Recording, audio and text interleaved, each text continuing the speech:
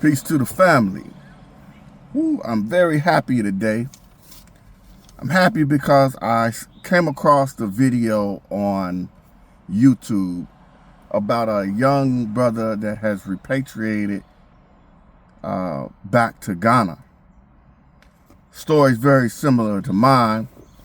The only difference, he's with the Black Stars and I'm with the Elephants. He's in Ghana, and my time is mostly in Cote d'Ivoire, which is the Ivory Coast. But I'm so happy to share with you. His channel is Blair's Ghana. Get a chance, go like and subscribe and help this brother grow his channel. I don't know this brother from a can of paint, but he really made me happy today, sharing his experience living and working on his house in Ghana. And the reason for this, why I'm so happy, is because he's enjoying the fullness of Ghana. He starts in his video and he says that everything's not meant for the camera. Everything's not supposed to be out there to be content for YouTube. And to me, that shows a very human and humane spirit. Nevertheless, me being selfish, I want to see more content from this brother. And for this reason, every time I see content, not every time, most of the time I see content, we have somebody complaining about the locals, complaining about Maguia or a gecko or a scorpion or the rainy season. So many things that we take for granted, right? I know there's a saying, thank God for the good and the bad, which is so true. But being westernized, we hardly want to thank God for the bad things that we overcome. We want to show forth and prove that God is good all the time. Or God is the greatest. Allahu Akbar with the takbir on the end of it. We never recognize our entitlement. And like I say, this brother is a breath of fresh air because he's talking about how he's kicking it with the locals. He letting that Ghana love take care of him. Right? He doesn't put himself in an adversarial position to the people that live on the land where he's going to, where he's at now. Right? My original intention was to respond to another video from I think the sister is Kenyan. I'll drop it in my comments. I want to big her up too and have you subscribe to her channel as well. But she was in Ghana and she was speaking with Ghanaians, a professor from the States that he may have been from the Caribbean, I'm not sure. But he had repatriated to Ghana, worked on his PhD, became proficient in Akan. Either it was Akan or it was Twi. May have been Ga, but it's one of the local languages. And there were other African-American people who had repatriated. Some repatriated with their families. Some came alone and linked up with Ghanaians and started their families like that. I was going to respond to that video because there was a moment in the video where things got real serious when it came to Ghanaians. Some of the Ghanaians are showing some jealousy towards diasporans coming back because they think that everybody is coming back. You know, they got a pot of gold like Lucky Charms, or they got a money tree or something, where they have a greater access to capital than the local Ghanaians. This may be true in certain instances, but in other instances, it's not necessarily true. Sometimes you when you go to the continent or whatever, you might have a little savings. You might have some residual income coming in from the States. You might have a 401k. You might have military benefits. You might have, you know, it depends on the person. But I'm going to share part of the story with you, that when they had the year of return, where you had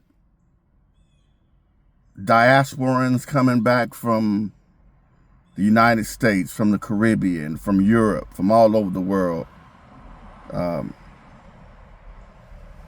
kind of thought, I said, is this a tourist ploy? Is this what this is about? Is it about another way to grift off African Americans, African Caribbeans, knowing that there is a desire deep within our hearts to come back to a place where our genetic material is from, with this whole notion of FBA, ADOS, and Pan-Africanism. Fake Pan-Africanist. A real Pan-Africanist is a real Pan-Africanist. But the whole notion of the year of return, Dirty December, I don't have any problem whatsoever with any of these things. But was it a tourist trap for us? If it was, shame on them. Because the local Ghanaian spoke of the price of items going up because of the tourists. Because of Dirty December, because of the year of return, the price of certain items have gone up, right? And that's not the fault of African American, African Caribbean, or Afro Brit who's, you know, seeking to have a connection to the motherland. But the way that it was a Ghanaian man, the way he expressed a bit of jealousy towards those that are returning, it oftentimes gives fuel to the fire of what I would say anti-Africans or anti-Caribbeans and anti-African Americans. There's a small group, but it's growing, and it's growing large. I mean, it's growing exponentially in terms of those that have some sort of self-hatred towards the continent of Africa. But I'll tell you one thing, you got plenty of British folks going, you got plenty of German folks, the Chinese, the Russians, Iranians, Lebanese. You got all people that is coming to Africa, but the African American somehow and the African Caribbean somehow are being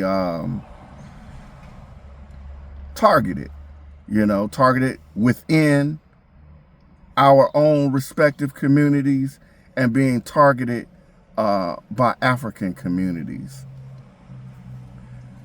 So that was my intention of making a video about that. Nevertheless, that fresh breeze came in to this brother, Brother Blair. And he is like echoing my sentiment. He's echoing my sentiment. He basically, go check his video out. I'm going to link it. It's like, the title is, Ghana might not be for everybody, but it's for me. And basically what he's saying, man, he went there and he got adopted. He got adopted by the people, because he wasn't pretentious. He wasn't, he'll tell you, he said, I wasn't going there to teach them anything. I wasn't going to teach them how to be African or how to be Christian or how to be Muslim or how to be Hebrew Israelite or anything like that. He was being himself. And he was enjoying the moment and the time. And if this brother, if he sees this video, I implore this brother to make as much content in relevant settings where it's time for him to make some comments so he can get some residual income coming in through YouTube. This is something that I did not do in my 7 years in Cote d'Ivoire. I look back on those times and I say, man, I wish that I would have made content. I wish that I would have been growing this YouTube channel so that I could share my experience with the world with photos and not just sitting here, back in the States. I still have my connection to Cote d'Ivoire and the States. I travel there frequently. But I think about the time and the moments that I missed in Africa. Well, in Cote d'Ivoire specifically. Africa is the big 54 nations on the continent. So we have to get away from that. Let's specifically talk about whether it's Gambia, Senegal, Cote d'Ivoire, Ghana, Kenya, Ethiopia, South Africa. Let's shout them out by name. So, that did my heart a whole lot of peace. To see somebody that was actually given a real point of view. Somebody that wasn't always complaining about the small things that we take for granted. I know you don't want to see scorpions in your house. I know you don't want to see chameleons in your house. I know you don't want to see geckos. But that's just par for the course living in Africa, And I even say it like this, I had a brother who, I guess he considered himself to be African-centered. This brother was telling me he hated to hear the roosters in the morning. I was like, oh my goodness. That's something that you're not going to be able to get away from. You're going to hear them roosters, man. Them roosters, they set the tone for everything, They start doing that thing 4:30, 5 o'clock in the morning. You might hear the adhan. You might hear the church bells ringing. But you definitely going to hear that rooster. That cock going to crow. And that's to mean it's time to get up. It's time to get moving, And that's a natural way of life. That'll put years on your life.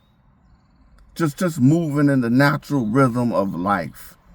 And, I'm glad that brother made that video, because if it didn't make anybody else on this planet happy, it made me happy. And it changed the perspective of how I looked at what those Ghanaians were saying about the other Ghanaians jacking up the price on simple garments that you could purchase over there. Again, Ghana has some of the best tailors If you find a Ghanaian tailor where you live, or if you find a Ghanaian, or if you find yourself in Ghana, get you some garments made. It's funny that I got the little freaky dashiki on today. It was the rage a few years ago, but it's actually an Indian print. It's an Indian print. You find it here in the United States. You find it overseas, but it's I would say it's not really an African garment, but it's a freaky dashiki, and I like it. And with that, I say, have a beautiful, wonderful day. Life, strength, and health to you. If you've had a day where you haven't learned anything, then you essentially wasted time that you will never get back. So take a look at the brother's channel, man. I hope it bring you as much joy as it brought me. With that, I say peace, family.